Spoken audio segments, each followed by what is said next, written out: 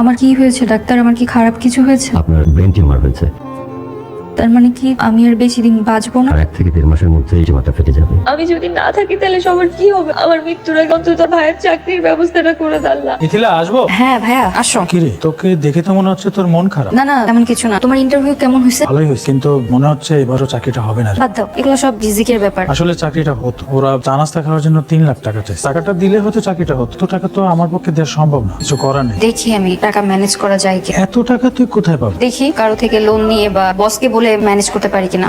আমি তো আর কয়টা দিন বাঁচবো। ভাইয়া যদি চাকরিটা পেয়ে যায় তাহলে আমার পরিবারটা সুখী থাকবে, তবে আমার বিদায়টা শান্তিপূর্ণ হবে। হ্যালো, আমি আপনার প্রস্তাবে রাজি, কিন্তু আমার একটা শর্ত আছে। কি শর্ত? আমার এই মুহূর্তে 5 লাখ টাকা লাগবে। আপনি রাজি থাকলে আমি টাকাটা না হয় এখনই সেন্ড করে দিচ্ছি। ওকে ঠিক আছে, তাহলে আমি আপনাকে বিয়ে করার জন্য রেডি। সাবধানে থাকিস। কতদিন থাকতে হবে রে? এটা তো বলতে পারছি না, কাজ শেষ হলে আসবো। আপু তুমি তো জানো তোমাকে ছাড়া একা একা ঘুমাতে পারিনি, প্লিজ তুমি তাড়াতাড়ি চলে এসো।